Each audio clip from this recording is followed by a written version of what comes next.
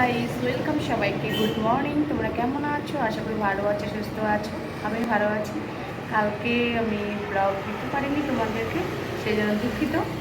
আর সকাল সকাল মর্নিং সেরে এসে স্নান করে পুজো কমপ্লিট করে জাস্ট এখন তোমাদের সঙ্গে কথা বলছি। আর আজকের তারিখ হয়ে গেল এপ্রিলের 1 তারিখ, সময় হয়ে গেল 8:30। আর এখন নিচে নেমে যায় কী রান্না করছি আর আজকে কি বাজার থেকে আনছে দেখি, তারপরে রান্নার পরে আবার দেখা হচ্ছে। আজকে কি মাছ নিয়ে এসেছে শ্বশুরমশাই, দেখো মাগুর মাছ অনেকগুলো এনেছে। আর এখানেও 5টা মাছ কেটে নিয়েছি। তেল হয়েছে দেখো মাছগুলোতে, ডিম হয়েছে, তেল হয়েছে।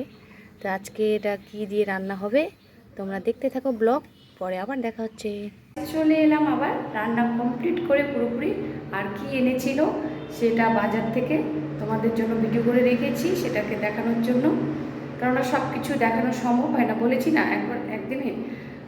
সবসময় ক্যামেরা ধরার একটা লোক লাগে, আর আমি তো একা একাই করি, আমার কেউ ক্যামেরা ধরে না, সেই কারণে। তো যাই হোক, চলো কি রান্না করেছি রান্নাগুলো তোমাদেরকে দেখিয়ে দিই। আর ভালো লাগলে অবশ্যই একটা ফলো করে দিও। টাটা।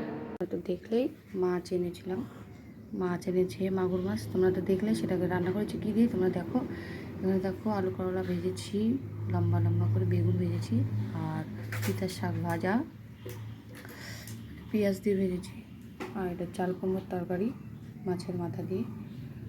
আর এটা তোমার কোয়াশ আলু দিয়ে মাগুর মাছের ঝোল। আর এটা বড়া ভেজে নেব গরম গরম। আমার আজকের দুপুরের রেসিপি এতটুকুই। বন্ধুরা, যদি তোমাদের ভালো লেগে থাকে অবশ্যই একটা ফলো করে দিও। সবাইকে টাটা।